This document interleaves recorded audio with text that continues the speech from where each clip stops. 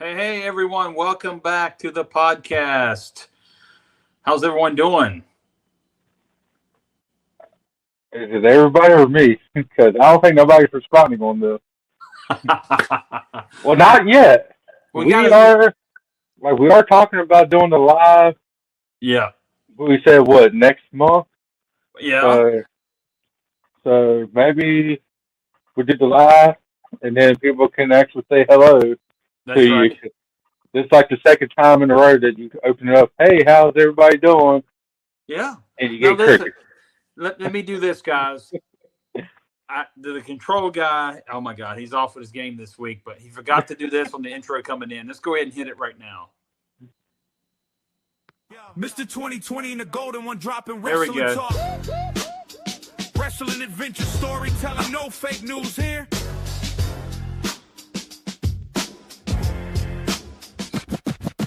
Yo. Let's try this once again. Hope everyone's doing well out there. How's that? And Mike, glad to see you again, my friend. Good to be here, buddy. Um, yeah, hope everybody's doing good. We're back. It's been a couple weeks, but we honestly have been really, really busy. Yes. Yep.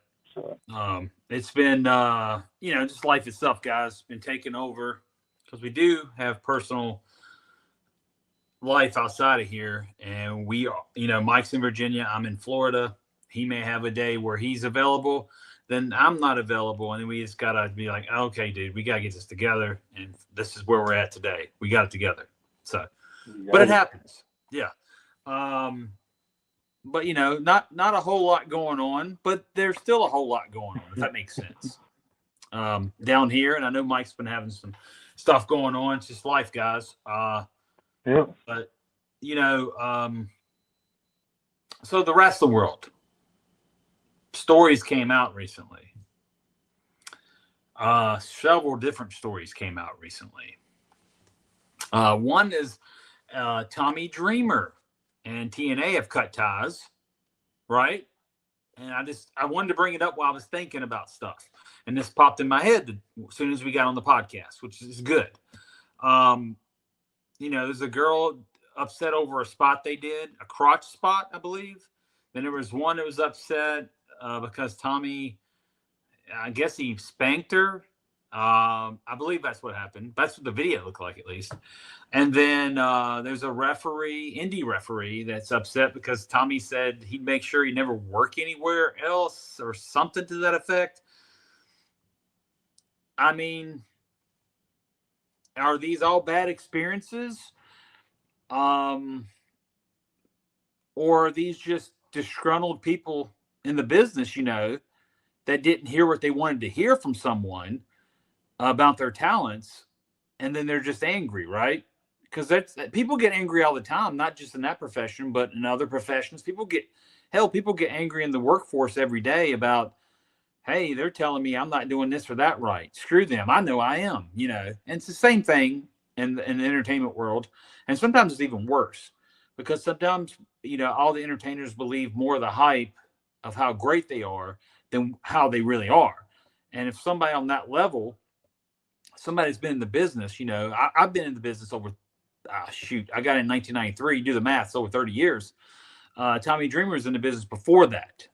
We're talking about 89, 90, probably late 80s. So anyway, what I'm getting at is, he's been on top, and he's been on top most of his career, from the Paul Heyman days all the way up to going to WWE and getting the behind the scenes spot there, getting that behind the scenes spots at TNA, staying with TNA and the new founders forever. But anyway, um, I look at it like this. The only thing I question, Mike, on any of this stuff that happens to people, and not just this business, but in any profession in the world, was a few years ago they had a Me Too movement. And women would come out and say, this happened to me, sexually assaulted by this guy, right? But they bring it up after 5, 10, 20 years later. Then you go, you think to yourself, that's a little sus. You know what I'm saying? Why don't you come out and tell the people this happened when it happened? Um, So is it just disgruntled people, or do they really feel like the women in this case, do they really feel like Tommy was in the wrong?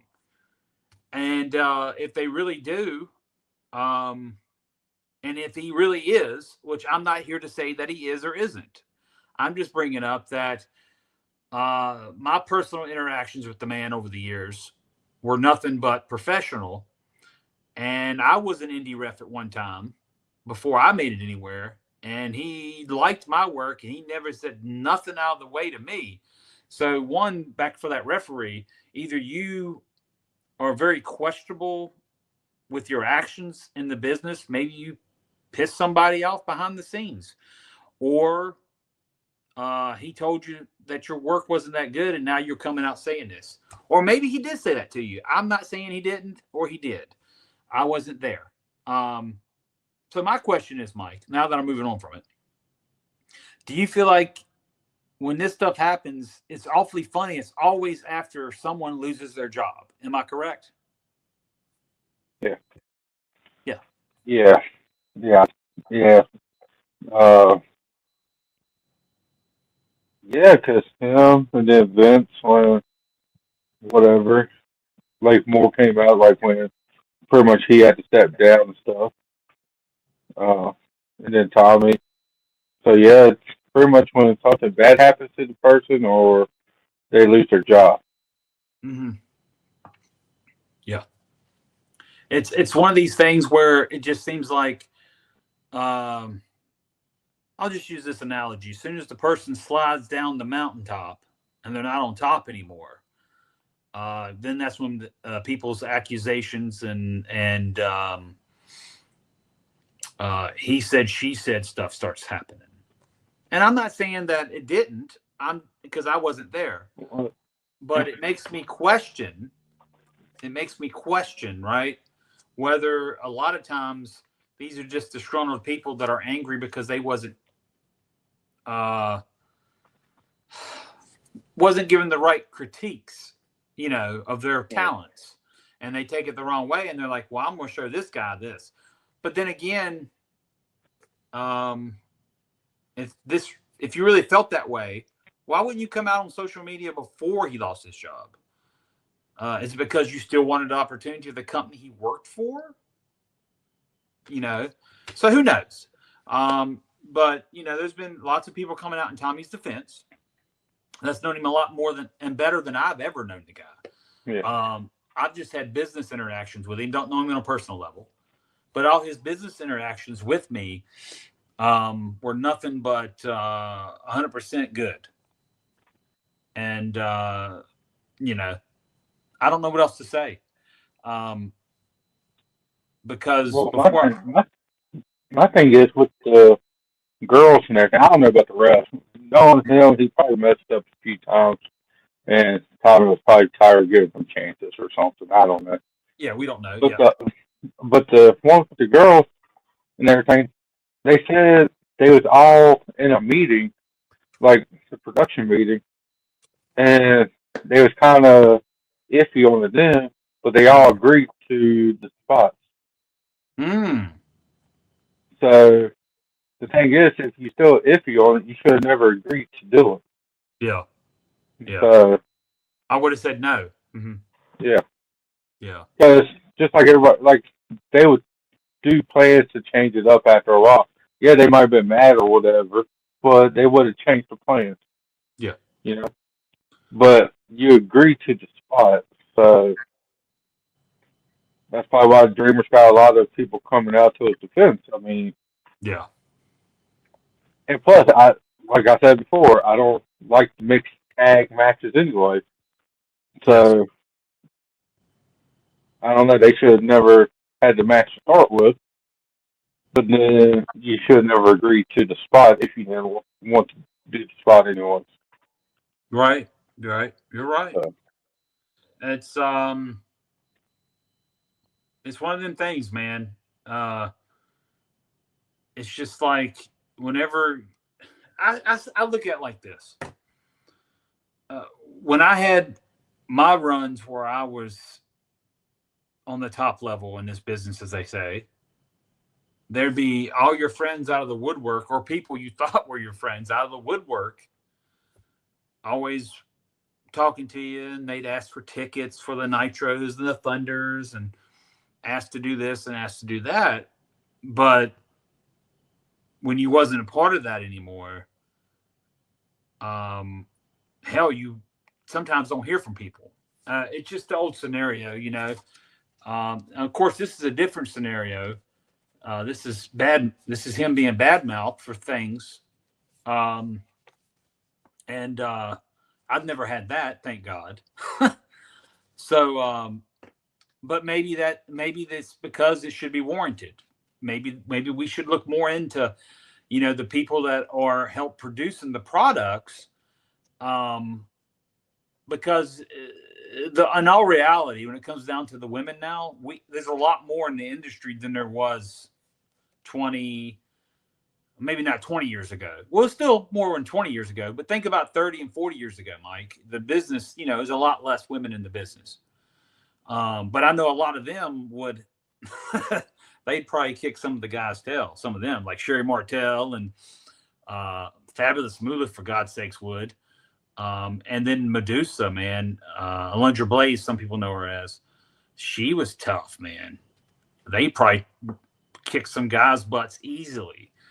And they might have said no to these spots, and they'd have got by with it, right? But, you know, different time, different age. And we are in a different era where I will say this as well, and this is not saying the girls shouldn't feel out of place at times, but we're in a different era where a lot of accusations can be brought up and a lot of things can be said. I didn't feel fairly justified here doing this or that, and that was wrong. And we are in a new era, and we are in a new world where a lot of people can get accused of things that may not have done something as bad as you think they did.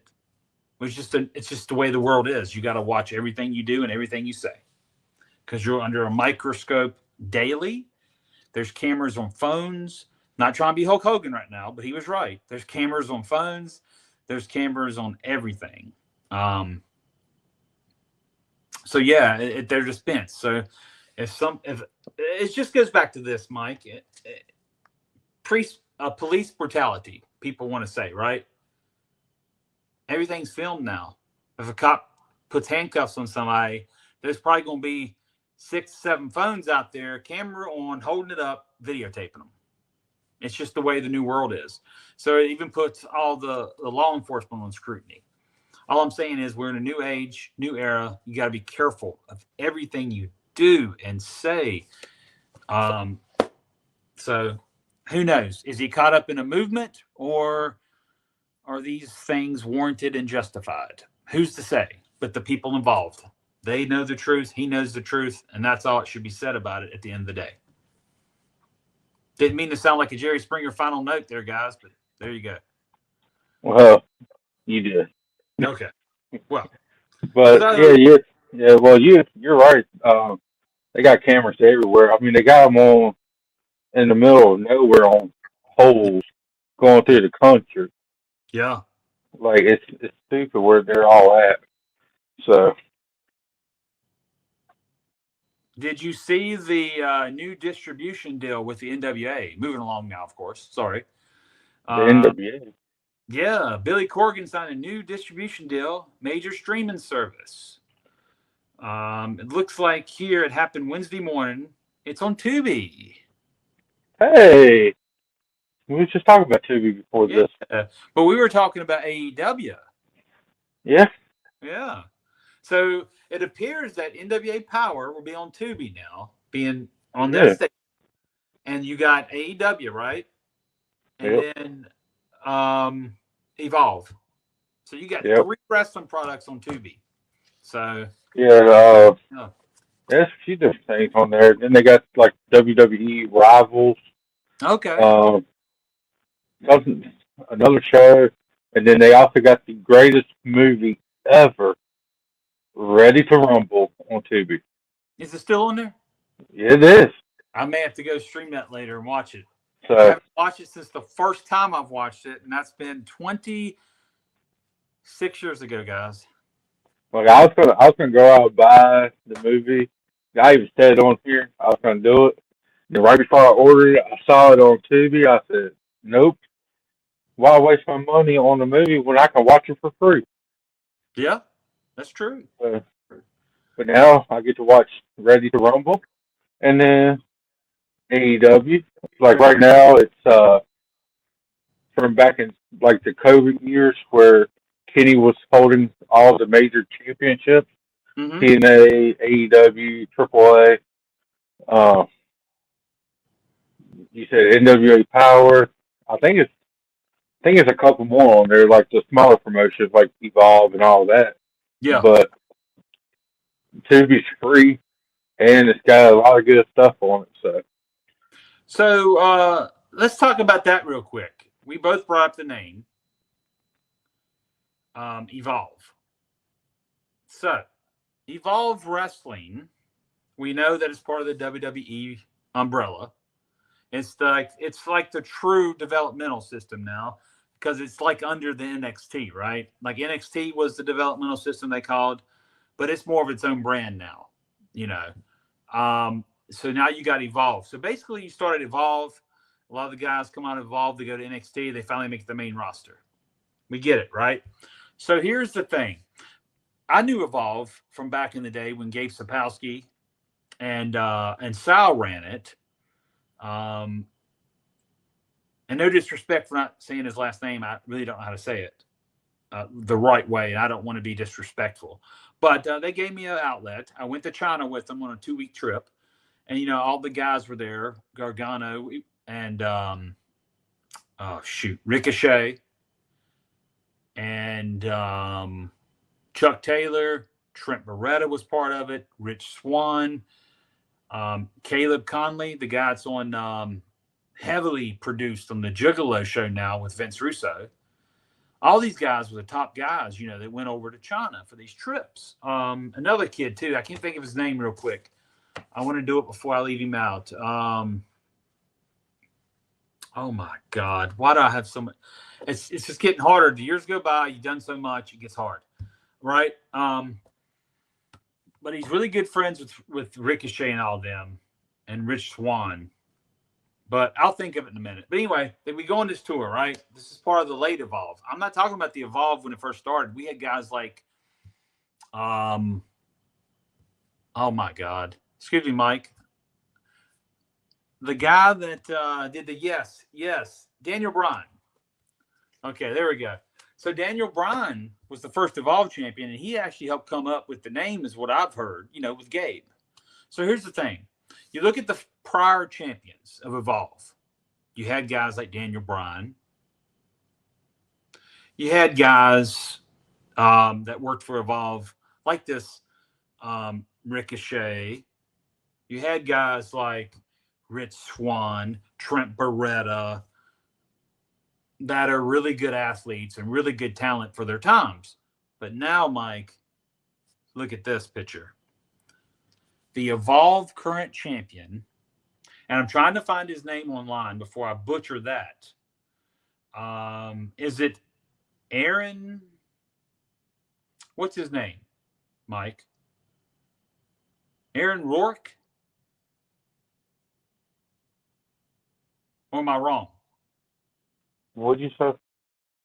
Yeah, that's his name. His name's Aaron Rourke.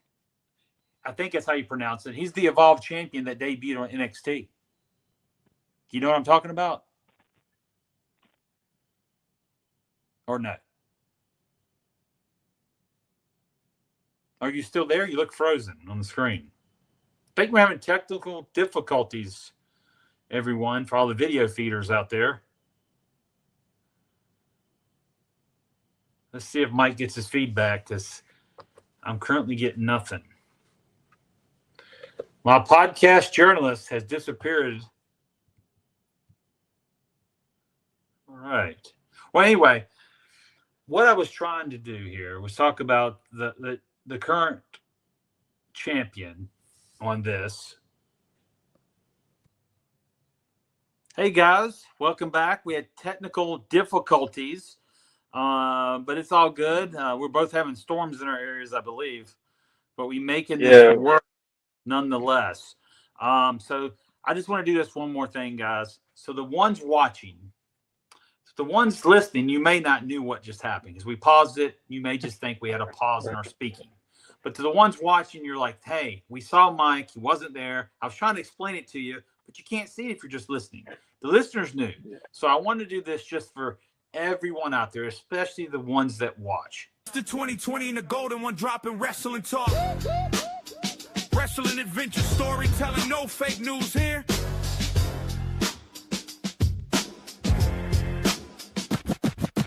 Yo. All right.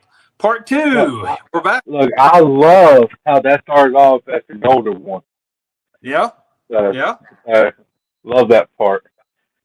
There you go. But So we were talking about Evolve, and I was talking about the history of Evolve and champions like Daniel Bryan and such. Go back into history, right?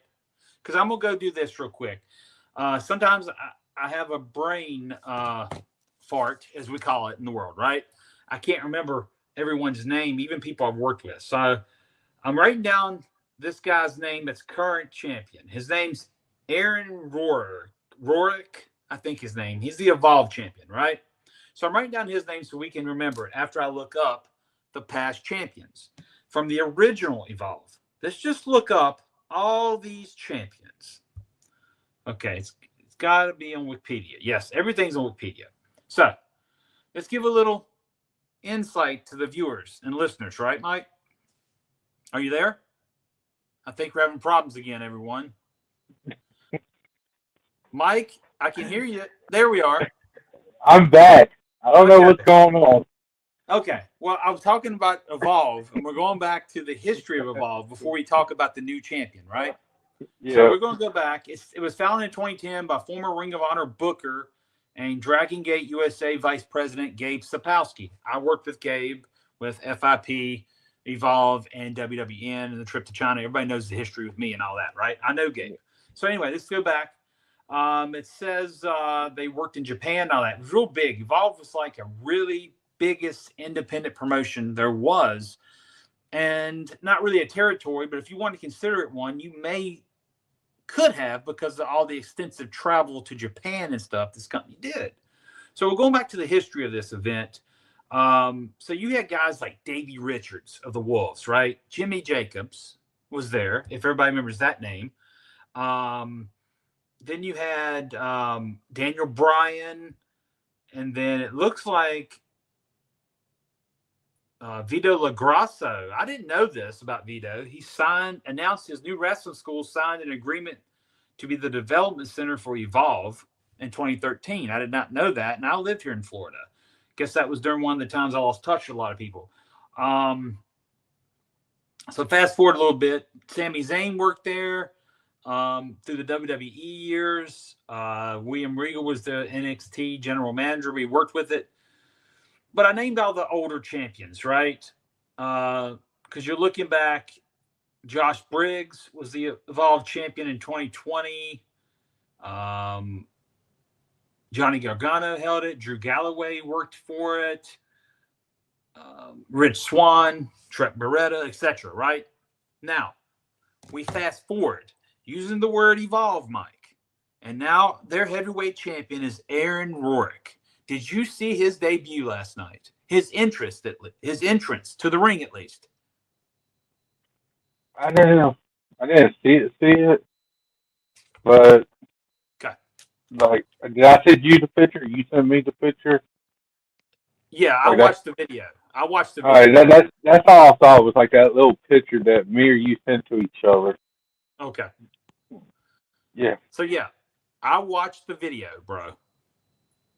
Just the entrance alone. Hey, tell me about it, buddy. After I saw the whole entrance, come to the ring, do his little twirls in the ring, whatever he did, his little jumping around the ropes, whatever, I turned it off. Okay? That's how much interest that this guy gave me a lifelong. Now, don't take me out of the business, knowing about the business, right? but being a lifelong wrestling fan since the age of probably 2 or 3 when I jumped off my dad's lap watching Mr. Wrestling #2. I may add one of the greatest of all time. His knee lift would knock you out. You guys have killed all finishers. But anyway, going to this guy's his entrance alone just killed me, Mike, and I turned it off. So I don't know how he works after that. I didn't care. Just his interest alone, his entrance threw me off, bro. I can't do it. And I know I'm saying bro like I'm Vince Russo today, but bro, I could not watch it. All right. So you said his name was what? Aaron Rorick, Rourke. He's the Evolve Heavyweight Champion. He was just signed to an WWE ID deal back in maybe last year, maybe? I don't know. Either 25 or early this year, I believe. Maybe before that, maybe 24. It said online, but I don't remember because I went back to the Evolve history. Let's see. He won the title on March 18, 2026 episode. Evolve taped February 20th. He defeated Jackson Drake, the kid from North Carolina. Remember Yellow Man talked about? Good kid. He actually's got a decent look. And this is nothing. I'm not talking bad about it. I'm going to read this sentence before, and I hope none of the listeners take this out of context saying I'm saying something bad because I'm not. But he happens to be made. This made him the first openly gay WWE singles champion. As a wrestler, he is known as Evil Gay and the Dime Piece. The Dime Piece. Okay. So, first off, the Dime Piece. What the hell does that even mean? And then Evil Gay. That's his monikers, right? Yeah. So I don't have a problem with his sexual orientation. It's none of my business what people do behind closed doors. I don't have to know what you do. Keep it to yourself, right? I have no problem with that. That's not what bothers me here. It's just, I don't see how in the hell they think this guy is good for business and can draw money because his entrance alone, Mike, turned me away. He didn't have real charisma. I don't understand what the likelihood of hiring and pushing this guy on NXT already. You know, it just goes back to make me question what's happened to our business.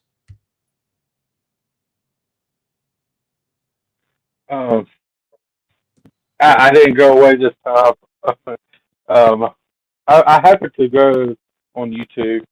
Yeah. And found the entrance. Yes. Now, when you watch it, okay, I didn't even finish watching it. I finally found it, and then he was getting ready to jump into the ring, do whatever. I don't know. Yeah. It's stupid. I don't care what anybody says. I don't care what anybody says. It's stupid. Okay.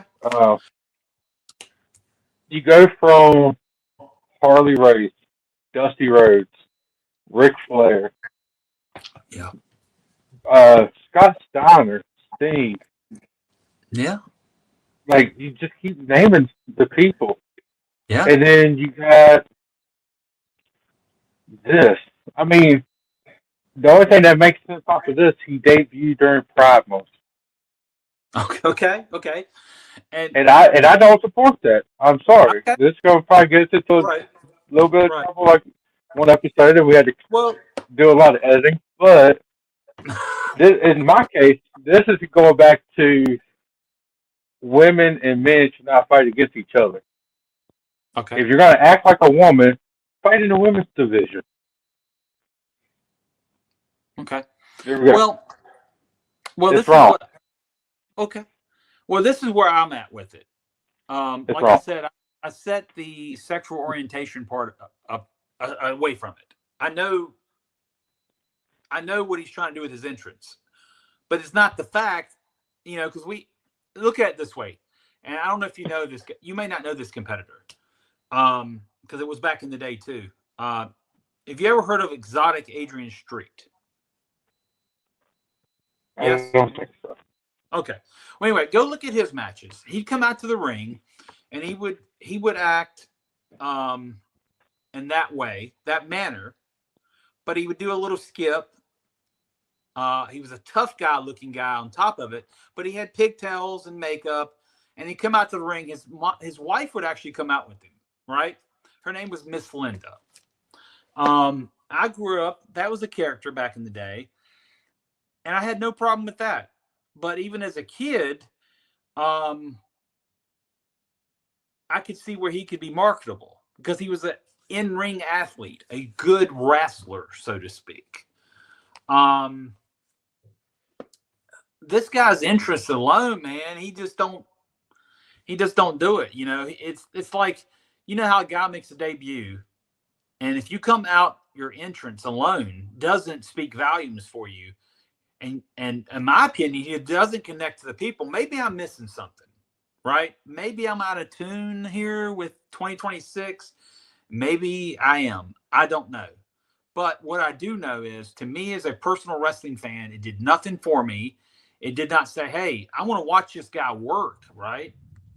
So now what I got to do is I got to go back later, go past the entrance on this video you sent me, and actually watch his work to critique it, because I can't make it through the entrance ever again. So I just don't know why the higher ups feel this guy is marketable. It has nothing to do. Like I said, I'm not trying to start any trouble because I don't do that. And I know you don't agree with what goes on sometimes, but it's nothing to do with that. It has to do with, if your entrance hooked me, if he'd have done something interesting to hook me to watch his match, and then his in-ring work is good, I'll say it's good. So I'm going to go back and watch his in-ring work and try to give it a shot. But his entrance alone did nothing for me. And I just think for guys like a Daniel Bryan, that when they originally started out with this company, and you had El Generico and Sami Zayn working at these companies for Ring of Honor, and companies like Evolve that said they were straight wrestling, you know what I'm saying? We're wrestling. And we have honor. How do you give that back with what I'm seeing? It's like a slap in the face to the guys before you. But then again, we've been slapping in the face of wrestling heroes for decades anymore, right? The Harley Races, and the Ric Flairs, and the Dusty Rhodes, and the Magnum TAs, and the all that, man. People has lost respect for what paved the way for you, and I haven't. Yeah. That's one thing I have not gave up, right? I respect each and every person that paved the way to let me get in this business in 1993. I respect each and every person that came in after me, except for the fact of the ones that didn't go with the history of our business and have decided to make it look like it's not wrestling anymore. So anyway, I just don't like the kid's entrance. I don't know if he's a good worker or not. I'm going to go find this out. But just alone on some of these kids, they say you're on cue as soon as you leave out that curtain. Well, they did not let him know that, because he did nothing interesting for me. So anyway.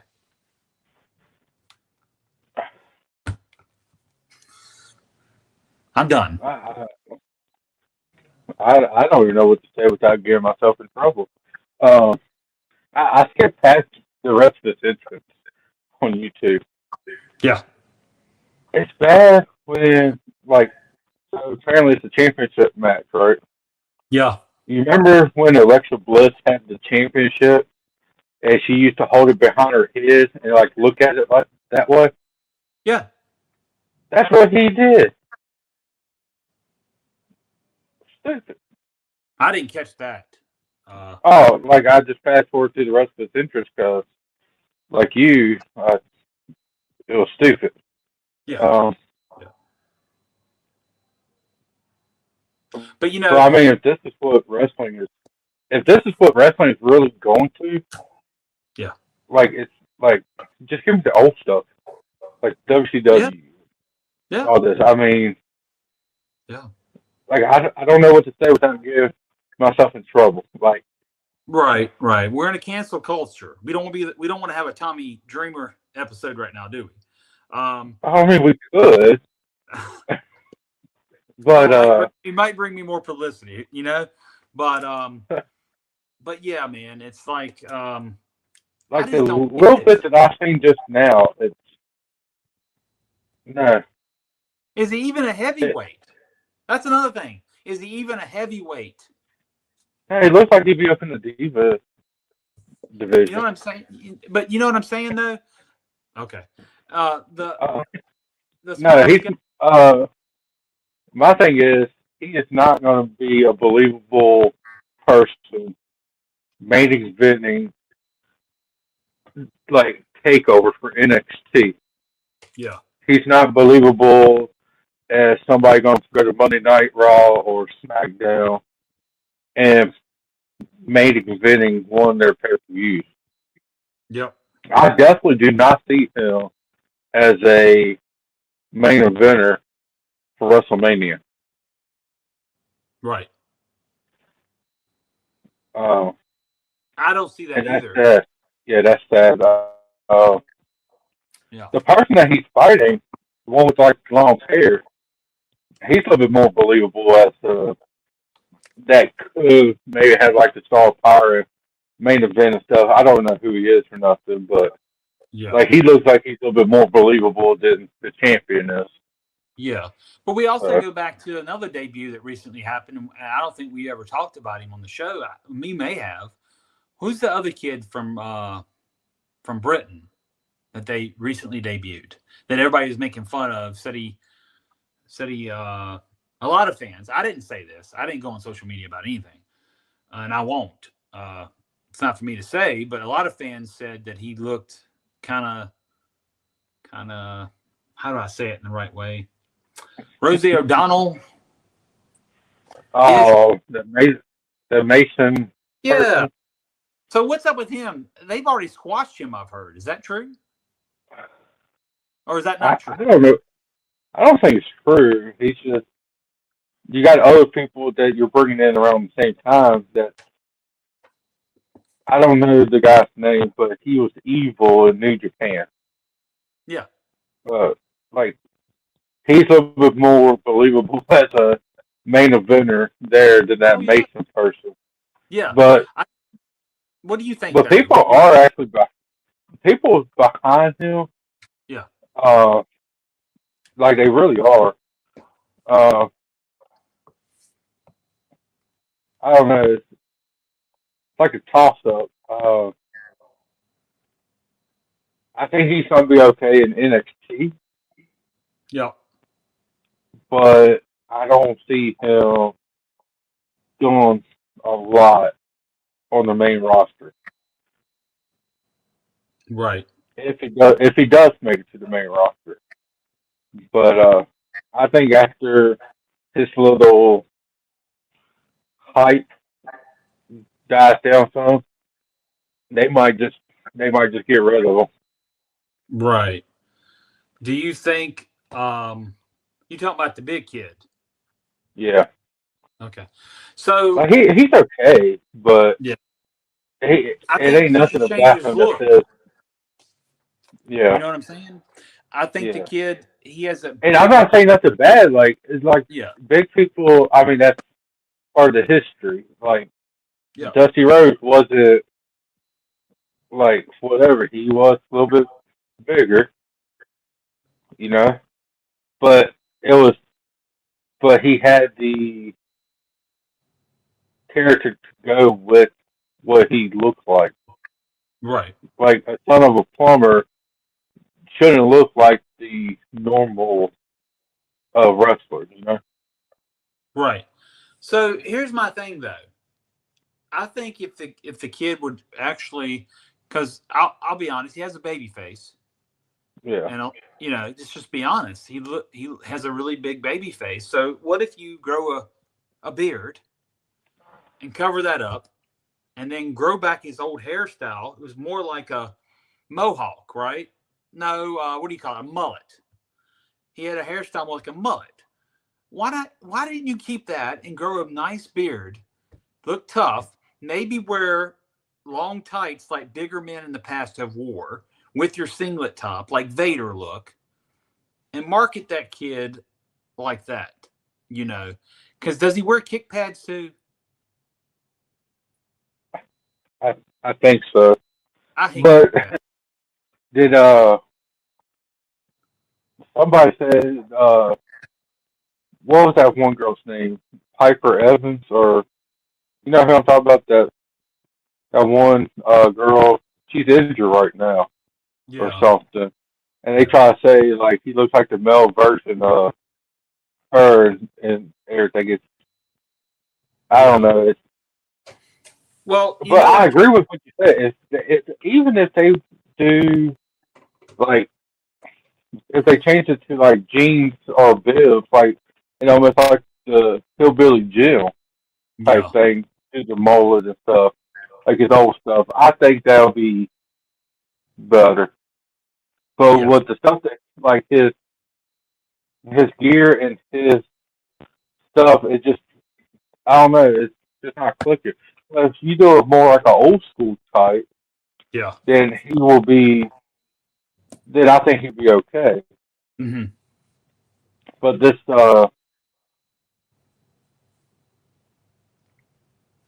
I don't know what to say. This, the fruitcake one that we were Oh, just God. talking about. Yeah. Uh, we might get here. I don't know. But I mean, I don't know which way to say because I can't say the other stuff, you know.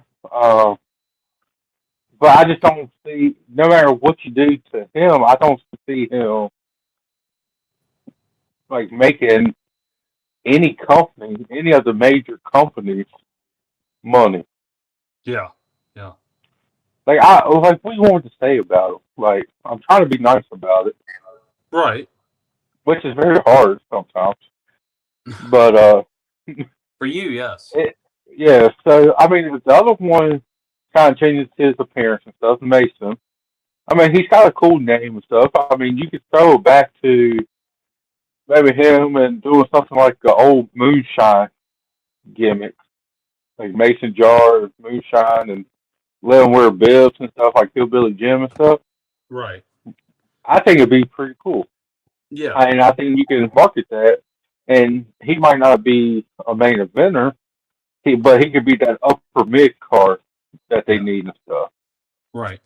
The other one, like I don't know, like he's not gonna make WWE any money. He's not making AEW any money. He ain't gonna make TNA any money. I don't think he'll make AAA, CMLL, Maple Leaf Wrestling, you name it. I don't think he's gonna be making the money. Yeah. But if they change his gimmick and stuff, then maybe. Yes. It's almost like Orlando Jordan. He was really good in WWE, but he starts doing this stuff, and he was a star in WWE doing like a normal wrestling, whatever, had the right gimmick, and then he goes over there to TNA doing the same stuff, whatever this guy's doing, and I he was, don't know that. you know, it was almost, it was pretty bad. Time of TNA that we don't really talk about too much. Um, he didn't last in the company. Now I don't know if he's even in the business anymore. Yeah. Yeah. Like if he would have came in as Elena Jordan from WWE, he probably would have been a world champion. Oh, But you're he's talking about coming, Orlando Jordan. Yes, I remember who that is yeah, now. Yes. yeah. I But he remember comes some in almost matches. like a Yeah. he's During his almost time. Okay. yeah he's coming in almost like a diva too, and I don't think he's in the business anymore. So it's just like presentation. I don't know. Well, the only thing I'm going to speak on, and I said something earlier. I said I hated kick pads. Well, I hate it on certain people. If your gimmick warrants a kick pad, such as a Street Fighter type gimmick, you remember Glacier, Yeah. and a kickboxing gimmick, or if your gimmick warrants it, like something like that, wear them. There's even a local guy here that I work with a lot, and he wears them, but his gimmick fits it. It's Cahagas. His gimmick fits it. But what I was talking about, I'll reiterate this so people don't think I'm just crapping on everybody that wears kick pads. It's the ones that wear kick pads with regular tights, and it makes no sense. Like that kid, why is he wearing a singlet? Looks normal and wears a big old robe to the ring, but he wears kick pads because he don't want to wear regular boots. He should be in boots. I'm pretty sure he wears kick pads. The big kid, one of the new guys. So yeah, I just don't like it for no reason. If your gimmick warrants it, wear them. If it don't. You know, you should have real wrestling boots unless you have a gimmick and a character for them. So I'll reiterate that. So everybody. It's almost like Dusty Rhodes or Stone Cold Steve Austin wearing kick pads. Yeah, they would don't. They don't need it. Yeah, they don't need it because they don't really do no kicks like that. So yes, that's right. But yeah, I mean, good for these kids. I guess they're getting signed, regardless if we think they should deserve it. I guess good for you guys, whatever reasons you're being signed for, whatever the powers that be at these companies think these kids are good at. Go ahead. Y'all are in charge, not us, obviously. But sometimes, sometimes I would say, hey, to the wrestling fans, well, calm down. It's wrestling, and it's subject. Every bit of it's subject to liking, regardless if it's old school. Compared to stuff that's happened in the Attitude Era, compared to what they're doing now. Everybody's subject to what they like better. As is, I don't get why deathmatch wrestling is liked so much, but there's people that like it, right? Go ahead, watch it. Be my guest. So I used to say, we all need to take a step back and but when the fans are speaking out and they're actually making sense to me and droves making sense to me, that's when it's a problem. That's when the powers that be are making mistakes, when it's that many people saying that something don't look right. So I'm just saying, I never liked the social media life that we all became to adjust to, because I have a problem with it myself. But before that, no one knew what a wrestling fan thought of the product because you didn't have to listen to it every day. But now, we see all these comments, and I hate to say it, some of these fans are making sense. And sometimes I'd be like, hey, they need to calm down. They don't know what the heck they're talking about. But some of these fans are making sense about some of these guys debuting and why they don't like them, is all I'm saying. So, nonetheless, I see Mike's still here, guys. He hasn't been blocked again, but it is thundering where I live again, and probably going to start pouring down. I don't know how it's there, but I hope it don't kick me out this time. But we'll see. Well, if it does, you getting kicked out will be sponsored by Cowboy Revolution. Is that right? CowboyRevolution.com. For the veterans, they sell shirts, tumblers, stickers, posters, handbags for the ladies. That's right. Posters for like kids and stuff. Very good company. Like I said, it's for the veterans. Go to CowboyRevolution.com and at checkout use the promo code JamieT123 and save 15% off. That's right. I would do it today, guys. I love their products. I don't have the hat that I currently have from them. It says cowboy hat, and it's just a baseball cap like this would be.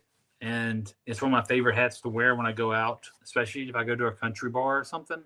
Cool. So go check out their stuff today. Save that 15%. They got new merchandise out. Like they got new merchandise out too, Yeah, and they look really good. Yeah. It really does. I think that now, like the ones that just dropped yesterday or the day before, it's like a camo, couple different camo hats and shirts. Mm-hmm. So it looks really good. And like I said, the thing is, it's a force of veterans. Uh, just go to the website and use the promo code JamieT123 for 15% off. All right. So, as we move along here, we we talked about the evolve and the way it's evolved. I guess we can say, in a nutshell. I hate saying it that way, but Evolve. I don't know how. Okay, there you go. You think about the older times with the Harley races and the Ric Flair matches and the Harley Race and Dusty Rhodes matches, the Tommy Wildfire Rich and Harley Race, Kerry Von Erich and the Ric Flair matches, all memorable. Sting when he had his breakout star with Flair, all that era was still good. But they break out stars differently now. And this is my theory on life itself, and especially in the pro wrestling business.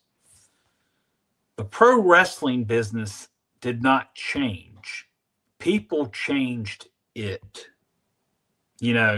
If it ain't broke, don't fix it. And that's what happened. People started changing the way pro wrestling was ran, the way guys perform, who we are letting in to this at one time sacred ground. It was a privilege to be broke in. It was a privilege to say, hey, I'm in the pro wrestling business. This is more than just being something cool, right? It wasn't about being cool. It was about being accepted, similar to a fraternity in a college. Now it's more like, hey, I got a wrestling school. You want to be a wrestler? Heck yeah, pay me. Let's take your money. You're only 5'6" and you weigh 145 pounds. It's no big deal. You look like a star. You really don't. I mean, it's just, and people's gonna get upset over us making comments about stuff like that. But you know what? You can have your opinion just like we have ours. But a lot of it's fact. If you look at most guys and you can say I can beat his ass, then what makes to say that you can't be in there with him? It should be a point where you believe that guy, he's tough. I don't know. If I was in a bar fight, he probably would whip my ass. And excuse my French to anybody who don't like that, but I'm just saying. It's just the way it is. Harley Race was a tough guy. He could back himself up in a bar fight. And if you were a heel back in the kayfabe days, if you got your rear end kicked at a bar, you may have not had a job, or you'd have been held, you'd have been held accountable for losing that fight because now you don't look good. But I'm not saying some of these kids couldn't fight, but just by looking at them, I wouldn't think so. And but yeah, that's where a lot of believability factor is left. And now we're here with, oh, these two guys are working each other. Okay. And they do 52 gymnastic moves. And there's no real psychology. And there's nothing to make me feel at the end of the match that these guys fought hard to actually win it.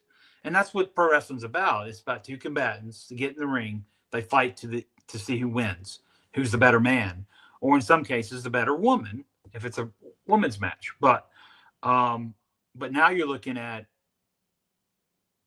no one's really fighting for anything. It's not a scrap or anything to see who's better. It's just, let's see if I can pop the boys in the back and pop the internet marks Nothing's about really bringing out the best in the two to make it where the fans actually believe that they fought each other. So, and some may disagree with that, and some may think I'm full of crap, but it's the truth, and that's what I believe. And yeah. So I go on all day about it, Mike, but I'm not going to. So. Oh, yeah, I can keep going on about it too, but really just don't want to. That's right. if I keep going, I have a feeling I might get myself in trouble. So you probably say something you shouldn't. Well, I mean, you acted like I probably shouldn't have said fruitcake. Well, some may get offended about that. If it is, no, I'm hard. just saying. I mean, I'm not gonna. Do you want me to say the other word? Well, Like, no. Okay, then. Which I did listen to a wrestling podcast at work and everything, and they did use the other word. They did? Yeah. Whose podcast is that? I will tell you off the air, and you can listen to it. Okay. Like seriously, I'll tell you, and you can. But yeah, I just listened to it, and they said the other word, so I think I'm doing a little bit better. Okay. But do you have any stories for us this week? Oh yeah. Do you? Yeah. So I got a question. Mm-hmm. We are not sponsored by Monster Energy. Okay. That is true. We're not. But maybe one day we will be. Maybe not. We don't know. True. But if you got a drink, okay, how old would you be to stop drinking after your mom? Like, I'm talking about it's not a hot day and you're trying to save money on drinks since they're about $3 a piece. I'm talking about a full drink and you just sipping, slopping spit back and forth, sharing the same drink. You would think about 5, 6 years old, maybe. But right? I don't know. It was probably I was a young age. Yes. Okay. I don't know what age, but it wouldn't be. But I mean, you kind of stopped before double digits, right? I would think so. Yeah. Would you stop drinking after your mom when you hit like 34, 35 years old? 35? Yeah. I'm going to say it's around 35. What kind of question I just know somebody that, you know where I'm going with this. And I heard that you got a PhD in doctoring. I need you to come up from Florida to Virginia. Yeah. And I got some wire snips. Okay. And I need you to cut the cord that's hooked up to the mom and son. Ah, okay. It's a weird relationship. Do you have the funds to bring Yes. Mr. PhD up? Yes, I do. Okay. To make it better, I will drive to Florida, pick you up, bring you back, let you do it, and then you can go back. Okay. And then, just because I'm a nice guy, when we do a live, okay, if these wonderful listeners wants to know the whole entire story, they can just ask when we did the live. And I will tell them the whole entire story. Okay. Yeah, because I'd like to hear the whole entire story. I think you know probably about 75% of the whole entire story. Well, I'm just saying, after a while, like, okay, if it's a hot day, drinking at your mama, fine, whatever. Like, I Mhm. know you love your mom, I love mine. People love their mom, Yeah. but it should be an age limit to drinking after your mama like a full thing. It is nasty. Like, what kind of weird relationship is all this? Right. I don't know. That's A something lot of we. people want to know. It's very disgusting. It's like watching the X Files. Oh, it's Figure out. I don't know what's going on with this, but Maybe we need to look up psychology wise why things happen like that. we need to look up something because it's just a weird relationship. Yeah. Like, Yeah. I can understand, like, you want to be like a mama's boy, Yeah. and every kid wants to be a mama's boy. Right. Like, no matter what, every kid wants to be a mama's boy. But when you get close to being a teenager, you kind of like, hey, I love you, mom, but I don't want to be this close to you every single day or every single minute of the day. Some kids was like, no, I don't want to drink after you. I'm not going to. No, you should probably stop after a while. Yeah. Let's just say when you hit a certain age, and I don't know if you happen to get married and you're still doing this like drinking after your mom and stuff, it's just weird. Yeah. I'm not saying you're wrong. I have a feeling you know exactly where I'm going with this. I know where you're But going. Yeah. like I'm telling you, you know the story. But we was talking about doing a live what? Podcast. Mm-hmm. Yeah, so what in a couple weeks, right? Yeah, at least 2 weeks ago. Breaking news! Yeah. Breaking news! We are doing a live in a couple weeks, Yes. Mm-hmm. but we need y'all's help with that. Yes. Pop up the email for us. Pop up the email. Here we go. Well, there it is. There it is. Send questions or comments to WrestleRef123@gmail.com. But we need your help. We need y'all to tell us what day of the week will be best for y'all Yes. to do a live. Yes. Like during the week, the best day is probably a Thursday night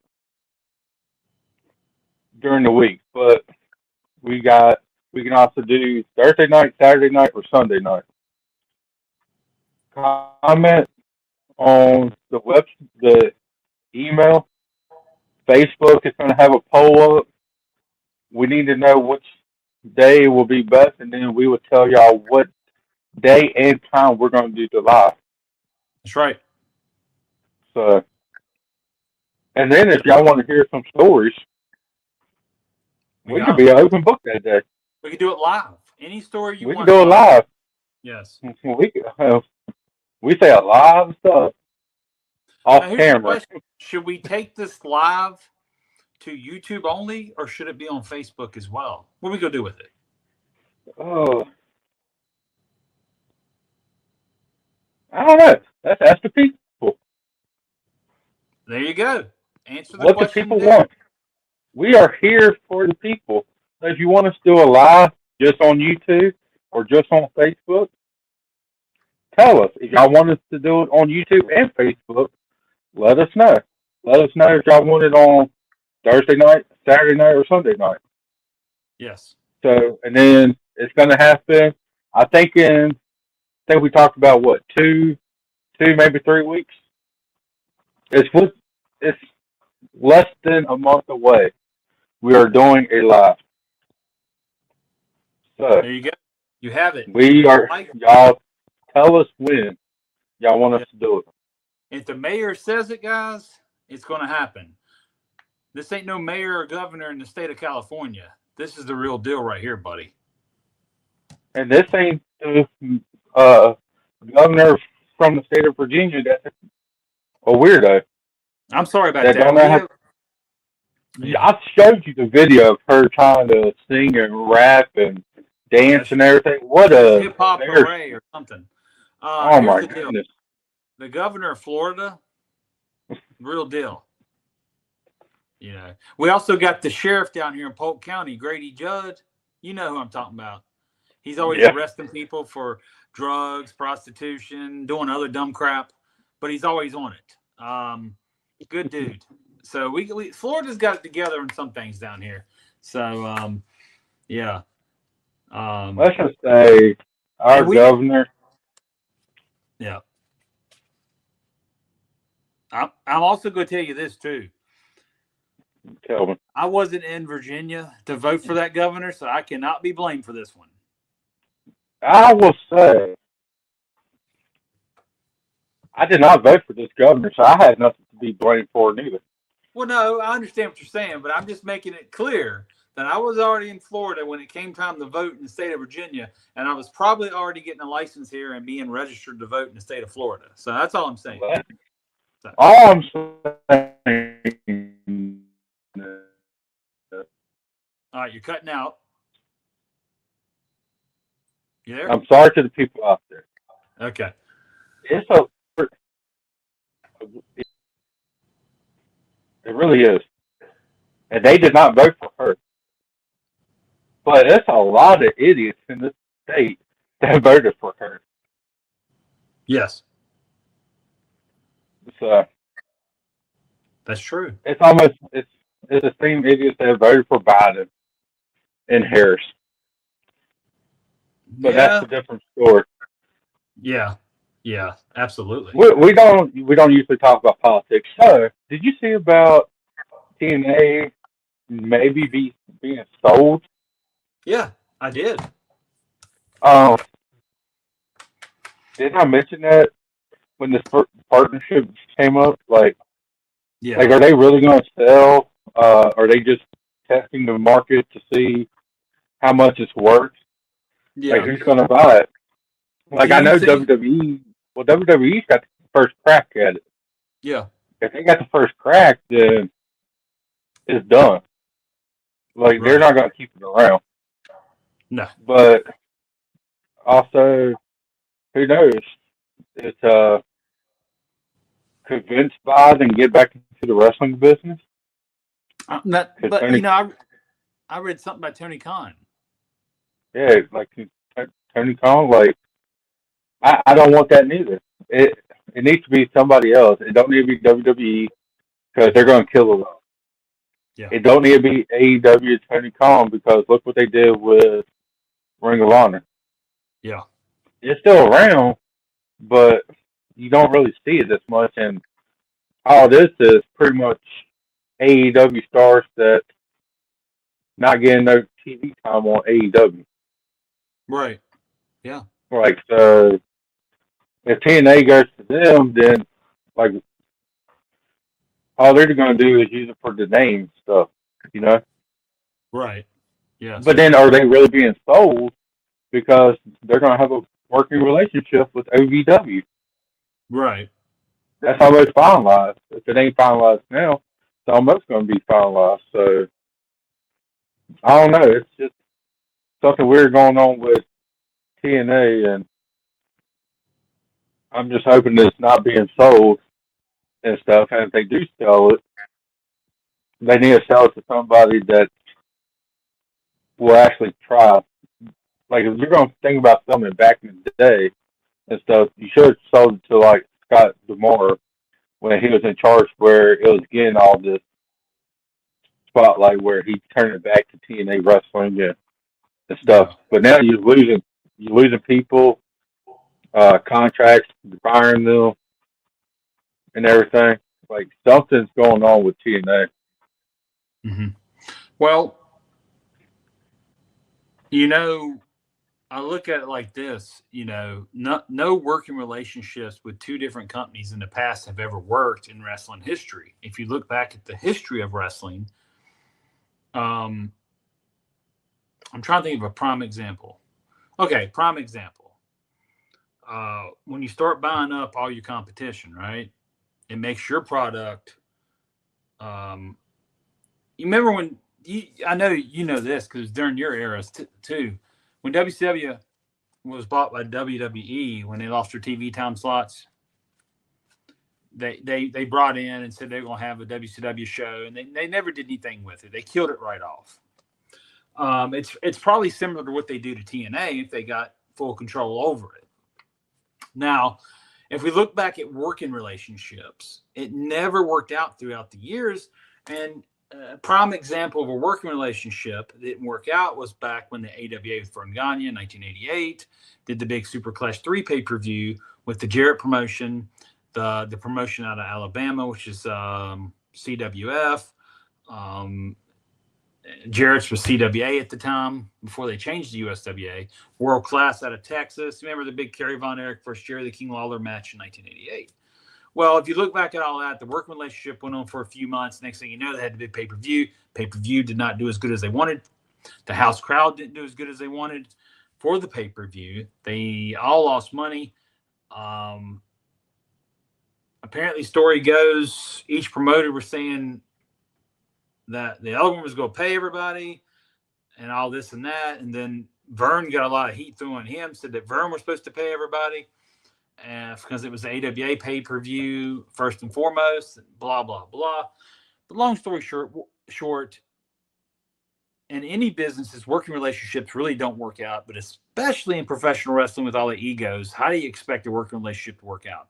Now, did you ever think that the working relationship with the WWE and TNA was all fair? That's all I want to ask. No. Okay. No, it was not fair. Right. Whatsoever. Right.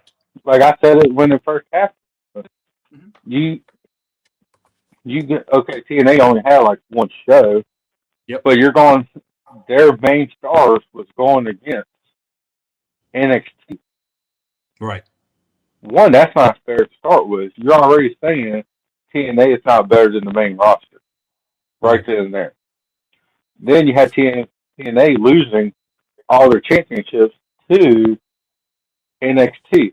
The same ones that are like the lowest ones in WWE, Yep. So it wasn't fair. Then they finally got the titles back, but I never seen a TNA person with the WWE title except for the Hardys, but they're kind of made in WWE. So yep. That one don't count in my opinion. Because when you see the Hardys, you still consider the WWE guys. Yeah. So, in my opinion, that one don't really matter. But they only held the titles for, I think, 2 or 3 weeks or something. So they didn't even hold them that long. Right. It wasn't fair to start with. Did you what everything, man? Even Hendry, when he did his work with them, it was all about signing Hendry. Yeah, but then like he was on NXT and everything, but he was on Mania, the Royal Rumble. But I mean, you had him losing pretty quickly. Yes. Yes, he's like at WrestleMania. He's facing Randy Orton. Really good person, wrestler. And breaking news, Randy Orton's a Hall of Famer. Yes. Or he's going to be. Joe Hendry probably not going to beat Randy Orton anytime soon. Right. But it would have made sense for a world champion. Doesn't matter if it was a TNA champion, WWE champion, AEW champion, AAA, NWA, doesn't matter which world champion it is, you should not lose pretty much one-handed or one-sided at WrestleMania to somebody like that. It should have been like a fair fight. Yeah, he got a little bit of offense in, but it was nothing. A world champion should at least hold his own for most of the match. So I don't know. It just never was going to work out. And then if it was a fair relationship between them, when AJ Styles was doing his little farewell tour, but nobody really knew it at the time. We thought it was going to be later on in the year, not at the beginning. Yep. He probably should have had a match in TNA. Like, how cool would that have been? But you didn't want somebody on your main roster to go to TNA. Yeah. And that's what it comes down to. It wasn't nothing else. They just didn't want nobody on their main roster to go to TNA. Right. And then you had AJ Styles finally showing up on that one pay-per-view for TNA. But you make sure he didn't do nothing. Like, he wanted to try to do like an angle with Frankie Kazarian, which is history there. And Frankie was the champion. But you didn't want to do no angle and everything to make one of your main stars look bad against TNA. Right. Yeah. So It's been we can say it's been more one-sided, and also if we did the split, more of a 75-25. I mean, technically, right? If we want to put it in them kind of terms. The only thing they really did was, honestly, they took their champions at the time. Now they're on NXT, but they're not really being used. Yeah. Hendry apparently had like visa issues or something, so he hasn't been on TV for a little bit. So when he does, he didn't really have a match with them. He was doing more of his concerts and stuff than anything. Mm-hmm. Jordynne Grace is she on the main roster? I don't know where she is, but I think she got hurt. But you didn't push her in NXT and everything. Like, she should have won the championship. Right. Which she didn't, which is sad. Honestly, she had more wrestling abilities than the other people that was champion. Yeah. Like, you was just trying to take all their champions. And now Mike Santana, their TNA champion, he's probably going to WWE. Yeah. So, like, where's like the working relationship? Like,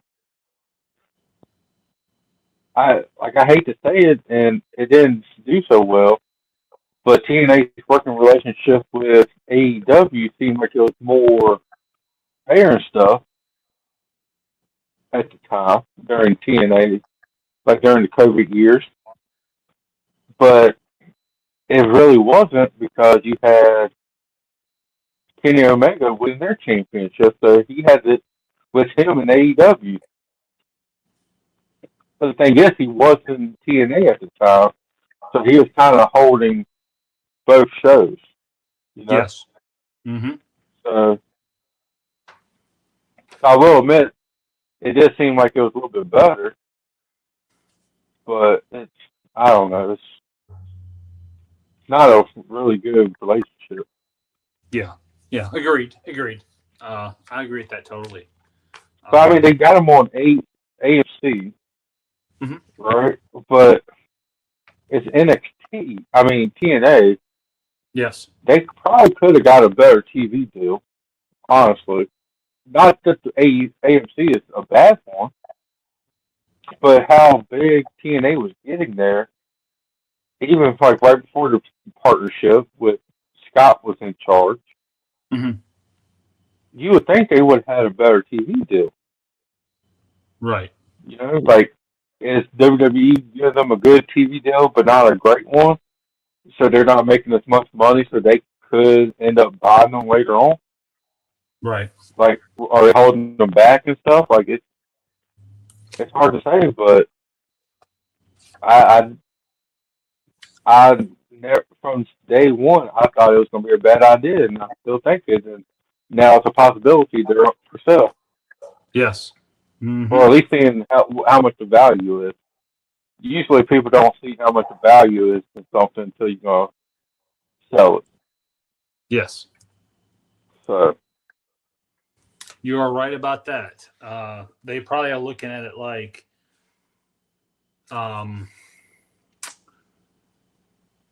yeah, but the price tag on it's really up there, Mike. The price tag is astronomical.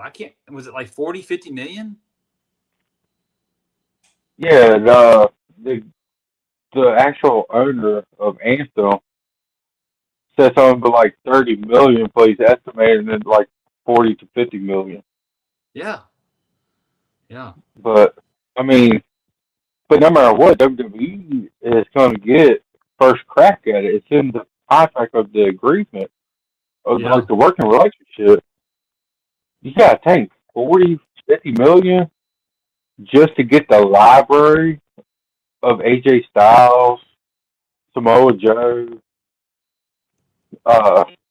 Abyss that's in WWE as the producer, the Hall of Famer Jeff Jarrett, Sting. Like, you're gonna have a library. The Hardys back when they was really big with the broken gimmick, Yeah. like Yeah. $40-50 million for that library, just the library in itself. And then you can get some of the talent that you want, but you gotta wait for the contract, so you gotta wait on them. 40-50 million is nothing to them. Yeah. Yeah. But can they really afford it? That's But can right. they really afford it though? Because apparently TKO's in debt and stuff. So can they really afford it? Yeah, because along with that company being sold for 40 million, you also have the contracts. That's just the company. Yeah. You also the talent you got to keep. If you keep the company open, all that contracts have to be paid. The talent has to be paid, but apparently the TV deal is substantial. So maybe it's like I pay 40 million for it, but the TV deal is so good it helps me pay for the company or gets me in. So the TV deal is pretty extensive, from what I have come to find out. But what if they're just doing this, having a working relationship? Get WWE helps them to get a TV deal for AMC, but they buy it Yep. and everything. Get rid of TNA, but they have the TV deal for NXT. Right. Like maybe NXT on its own could not get that bigger TV deal. That's why they went with the CW and stuff. Mm-hmm.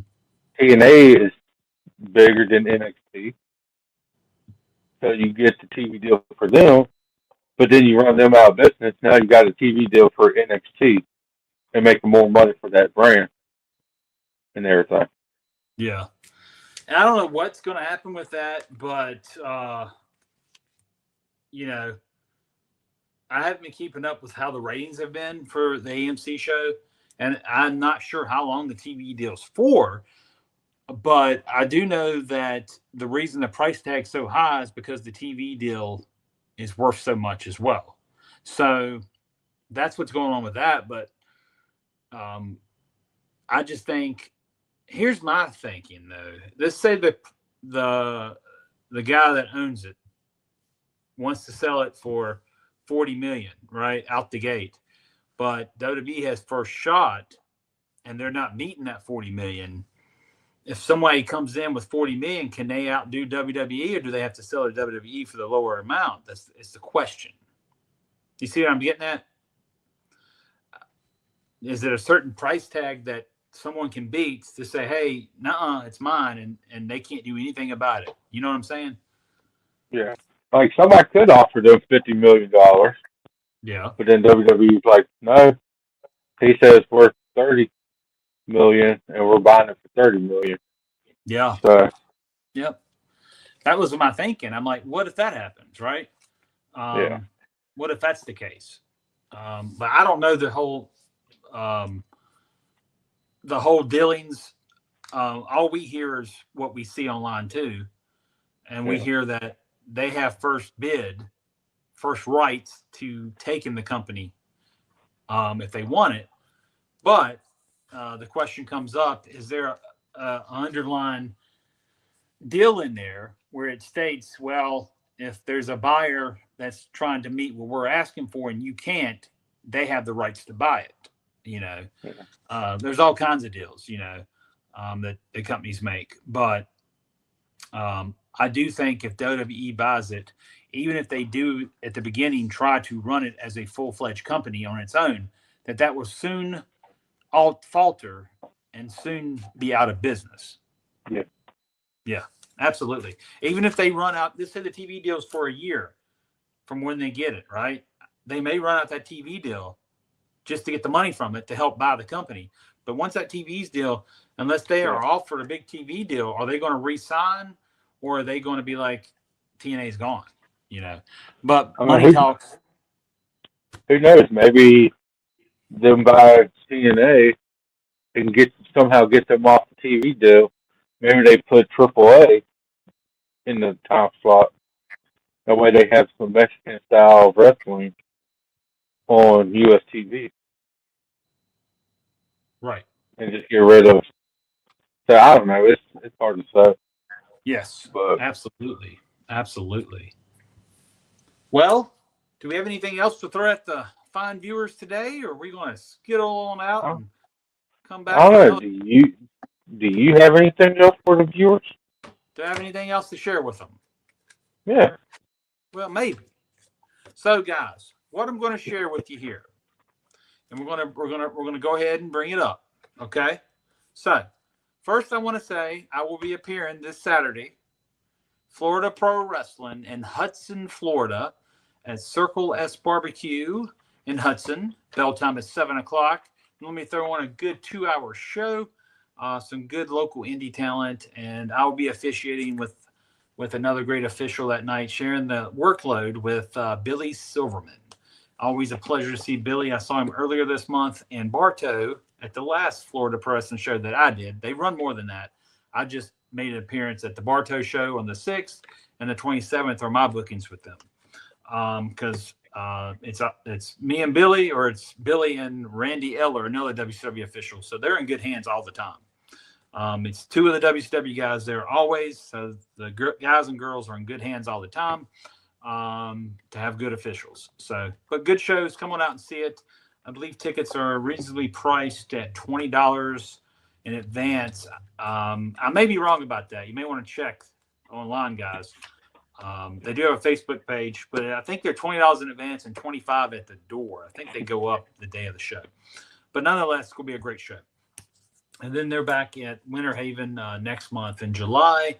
I will not be at that one, but it's always on the second Friday of the month. Go check it out in Winter Haven at another brain fart, Mike. I always have that. But that's a great venue out there. Just look them up online, Florida Pro Wrestling. And the big news of the day. Okay, guys? So here it is. It hasn't been talked about for, I'm going to say, a good 8 to 10 months on the podcast. It was fall. We brought it up. Mike brought it up a couple months later. We talked about it for a few minutes, and then it never was brought up. So, and we may have been talking about this before we even videoed the last time. I can't remember. Probably. It was probably just when we It's were been a while. Yeah, probably just when we were on the all audio version. And tell everybody where they can listen to it at real quick before we move along too. You can listen to us at also on YouTube. There's a version to listen. There's a version to watch. But Spotify, Amazon Music, iHeartRadio, Podbean, and Pandora all have the podcast on for your listening pleasure. And my choice I will give you is either Amazon or Spotify when I'm at the gym. That's the two I listen to. So, not even Podbean. That's my main supplier of the audio version. Weird, right?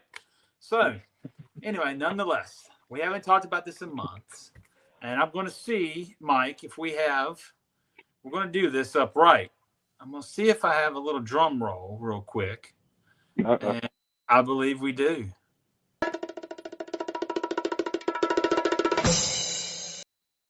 Bam! Drum roll came out of somewhere. Mike's looking around for it. But it is the announcement of South Atlantic Pro Wrestling is alive and well. South Atlantic Pro Wrestling. Yes, you heard that right. Am I talking about South Atlantic Pro Wrestling from the territory days of 1992 to 1990 to 1992? Let's get that right. Well, I'm talking about the reboot of South Atlantic Pro Wrestling. No, it's not happening in Charlotte, North Carolina as the original, but it's happening in the state of Florida. Nonetheless, it's Tampa, Florida. And I am proud to announce I'm affiliated with that organization. I am the official matchmaker, and I'm proud of that title, Mike, and I'm going to tell you why. That title means a lot because the original matchmaker of the South Atlantic Pro Wrestling that from the olden days there, buddy, was none other than Captain Frank Dusek of the Dusek family of professional wrestling. And Frank, to me, he was in world class with the Von Erichs in the late 80s. He came in to Charlotte, got with Paul Jones. They took over South Atlantic Pro Wrestling, and I was a big fan of theirs. I was 12 years old, going front row. I'm on a lot of the TVs. If you look at that, guys, yes, I am the chubby 12-year-old on the front row. And I was a big fan, and I loved meeting Paul Jones as a child because I watched him growing up when I was younger in the NWA.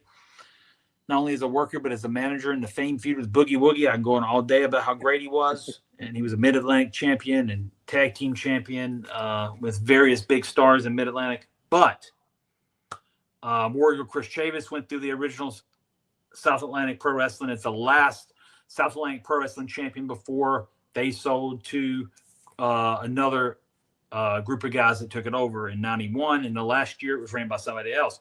But Vince Torelli went through there, which everybody knows him as Ken Shamrock. He was the South Atlantic Pro Wrestling Heavyweight Champion.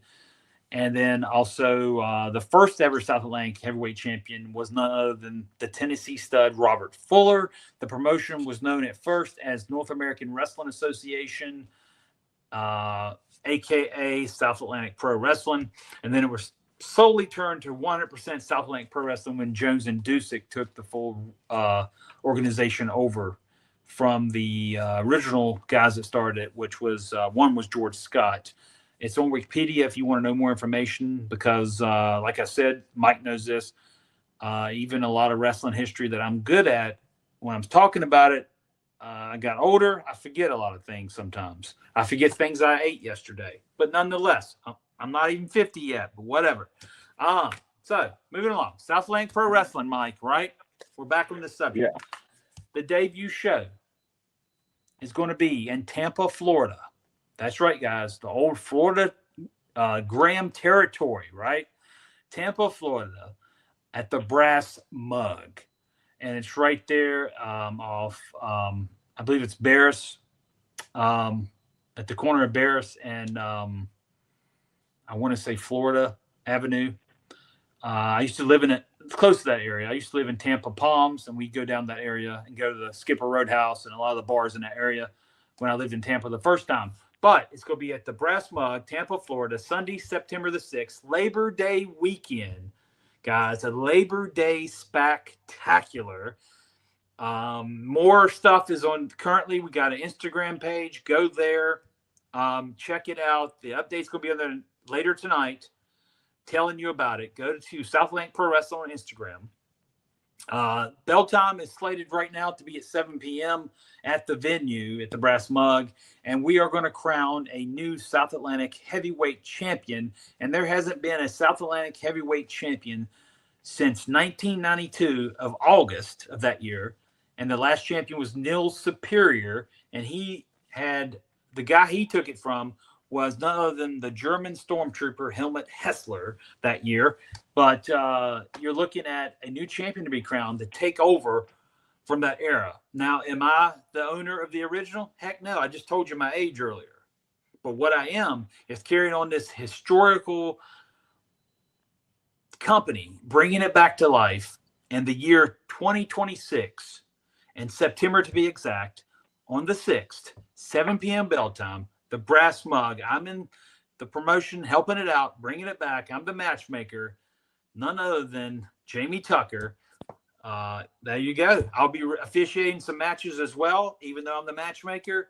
I did my stints in WCW, TNA, other places, and I'm ready to call matches in the historic South Atlantic Pro Wrestling, the reboot.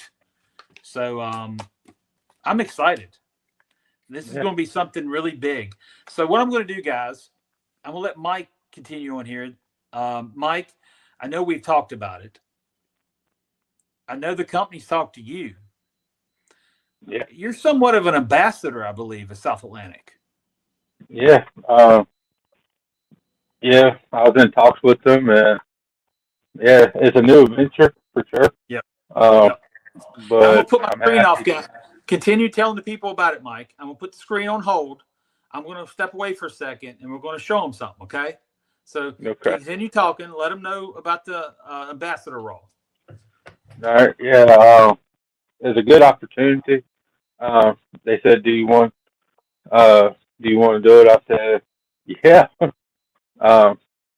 Haven't done nothing like this before, so I'm hoping it's be a good opportunity to do a little bit up in the business, talk, and who knows, maybe one day get out there to Florida, watch South Atlantic Pro Wrestling and everything. Got a good history, had good stars, wrestlers all up in it. So I'm excited to see the reboot myself. Yes, it's going to be a blast. I know I'm not on the screen yet again, but yeah, you're not. I want to make that clear. Maybe they think something's wrong. Oh, don't worry. I think they can see. Less the people listening. But there it is, guys. You see that? That is the new South Atlantic. Let me show the strap there. There's the side plates with the original logo. Yes, you heard me right. This company has got and went out there and got this belt made up, right? Look at that. That is going to be on the line at the Brass Mug, Tampa, Florida, September the 6th. A new champion will be crowned. There's not been a South Atlantic heavyweight champion from a historic original company since 1992. Now, I'm not saying that we're the part of the original company. What I'm telling you is we're bringing back historic territory, but we're bringing it back in Florida first. We're not leaving North Carolina out. Don't get sad. I've heard, and we've all been talking about it, and being the matchmaker of South Atlantic Pro Wrestling in 2026, we're going to bring you some action to the Carolinas, maybe even up at Mike's neck of the woods so the ambassador can take care of that area for us. Now, guys, you think that's it, right? That is not it. You know, the info commercials, and they go, but wait, there's more. There is more. And I don't think Mike's seen this one yet.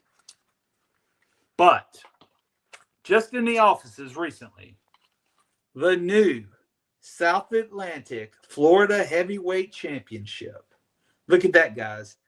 That title is soon going to be up for grabs as well. There's a lot going on with South Atlantic Pro Wrestling. And being that it's coming to another historic territory such as Tampa, we hope.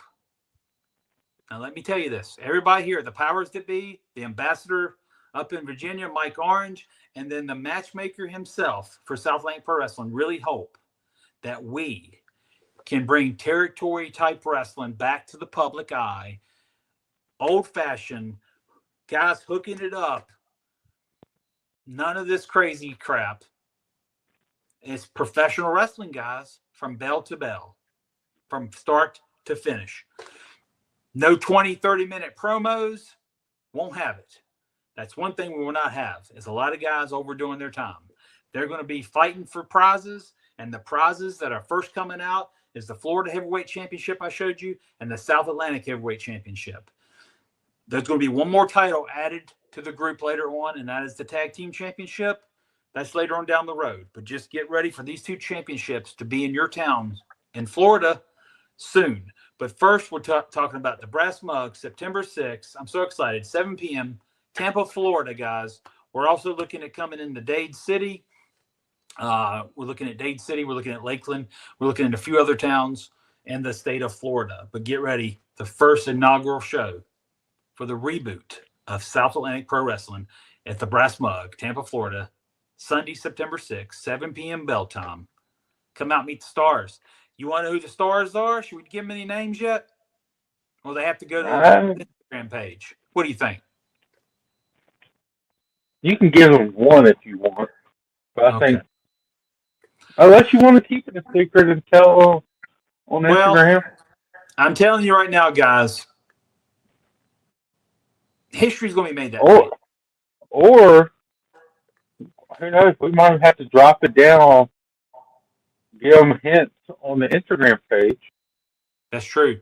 So listen, we're only on Instagram. But then we could, since I'm the ambassador and stuff, maybe I can get the inside scoop, and then maybe we could talk about this on the live episode of our podcast, because South Atlantic Pro Wrestling and Jamie Mike's Wrestling Adventures are working together. That's right. That's right. So we might be able to pull some strings. Yes. Guys, I'm also, listen, I have a personal TikTok account. Yes, Jamie Tucker. I will be going on there with updates for South Atlantic Pro Wrestling as well. We want to reach as many people as we can with this. Go to the Instagram page now. Like it. Support it. Get ready. The big announcement's going to be posted on there tonight, but you got it here first on the podcast. And I'm going to give you the time that we're actually on recording this, guys. It's 5:31 p.m. right now as we speak. We've been almost an hour and 45 minutes in. It's actually a little longer because we had a little video technicality there. But I'm telling you right now, guys, we're going to post tonight on the South Atlantic Pro Wrestling page. And it's, if you want to look it up, just look up South Atlantic Pro Wrestling. It does have LLC on the page. Make sure you're on the only one you should be on. I hope there's no others, because that's the legit deal. But it will be all about tonight, telling you about the Brass Mug, and the promotional flyer will be on there. And then we'll start getting video updates all the time on South Atlantic Pro Wrestling Instagram page. But we're gonna go full as the weeks come by, the days go by. You're going to see more and more on social media about this event. And if you live local in the area, guys, get ready to see it.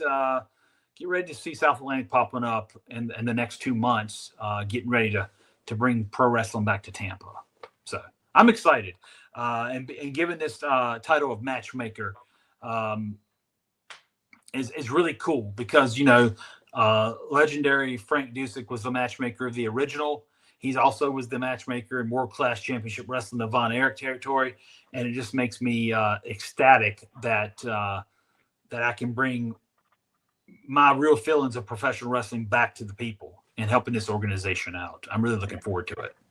So, yeah, I'm stoked. So, guys, I'm not joking you. I'm going to unbuckle this a little bit so I can show you the sides better. So, look, there you go. That is the new prize that's on the line in Tampa, Florida on September 6th. Now, you say September 6th. It's only June. Guys, it is June the 25th. September 6th will be here before you know it, because the 4th of July weekend is next weekend. That's only 2 months out from it that this event is happening. So it's not that long out.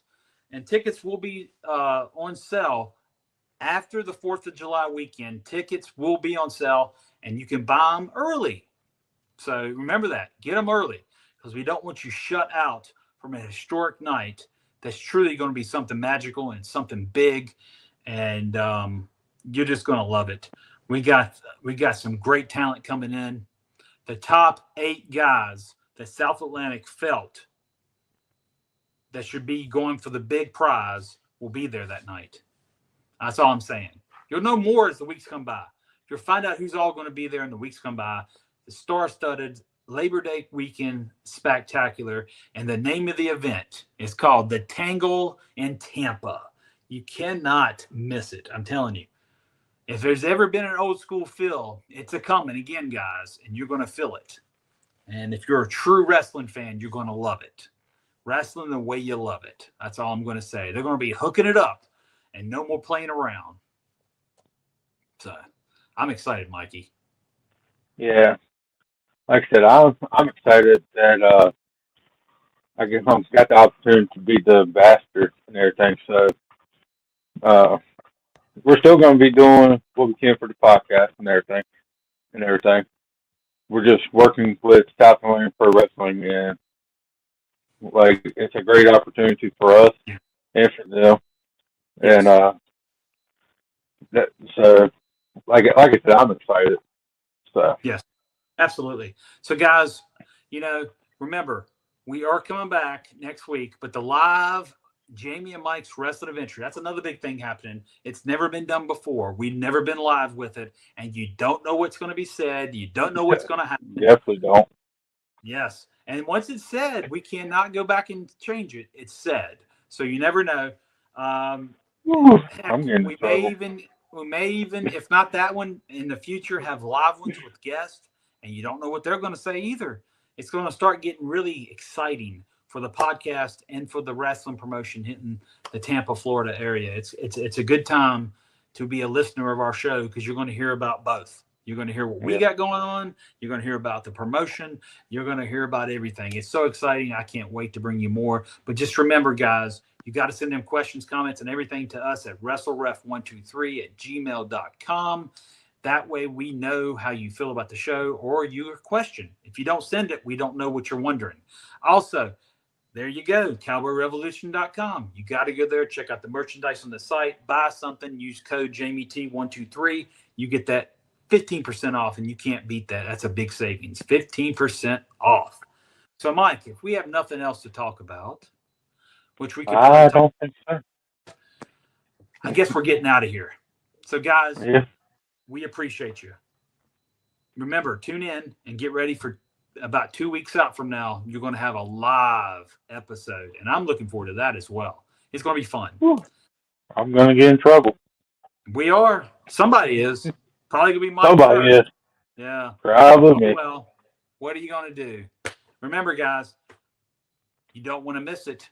You want to be there. So here we go. We're out. Bye, everybody. Mr. 2020 and the golden one dropping wrestling talk.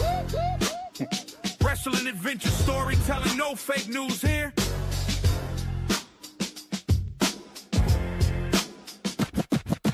Yo, Mr. 2020 and the golden one.